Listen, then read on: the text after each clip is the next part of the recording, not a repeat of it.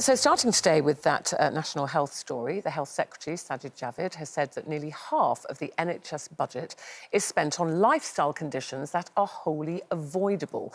He's urged us all to take individual responsibility for our health to help save the NHS. Well, we all know that the NHS is struggling.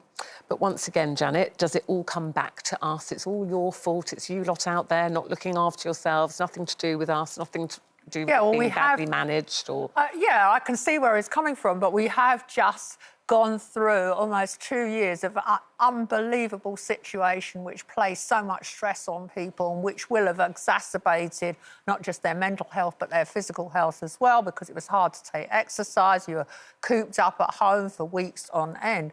But having said all that, there is no two ways about it. The country is bigger, fatter, overweight, or whatever the words are we were allowed to call unhealthier.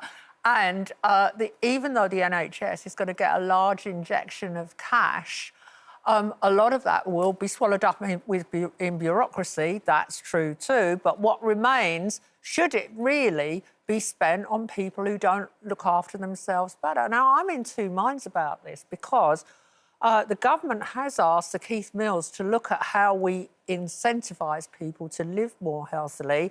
He's the bloke that came up with the Nectar and the Air Miles schemes. So maybe one way forward is to give us all a health passport, as it were. So every year we got so many points, like Nectar points or Air Miles or, you know, rewards, and we could choose how we spend them and what we spend them on. What if you run out, though?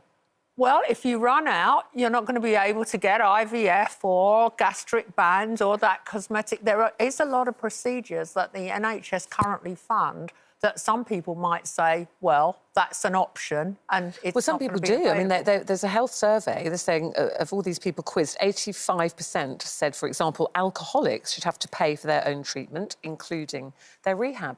But then I think... I understand a little bit why people think that and say, well, that's self-inflicted. But sometimes that's a mental illness, I think, alcoholism.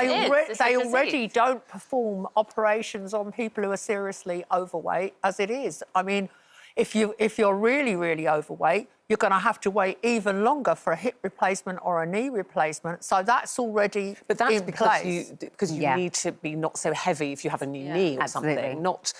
You know, so, well, Kelly, for you, for example, with your in terms condition. of, like, incentives, I think what people forget is that people who are overweight or who have obesity, the incentive for them is, I don't want to be overweight, right? Because they're the ones that are living in difficult situations.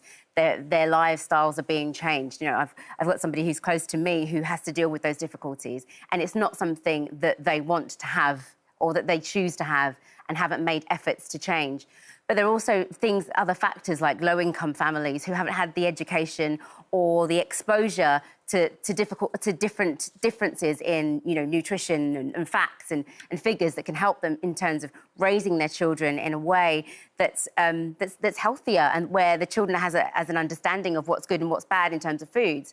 And so if we take away everything from those low-income, for example, low-income families, or even families that are not low-income but just aren't educated in terms of health and nutrition, you're going to continue this cycle. So at some point, you've got to get in there, get the education into people so that we can stop that cycle from continuing. I've seen that happen, you know, in my own family. But, Kelly, don't you agree it's not the job of the NHS? That kind of education has to start in school from the day one. Agreed, but then you've got school teachers who are saying, I'm responsible for their education. OK, you can say that nutrition falls into that bracket, but how much time are they going to spend to be able to then educate them on what they should be eating and not eating?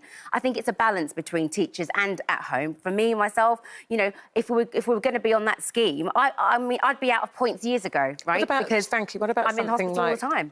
Well, yes, with your condition, your points would run out very quickly.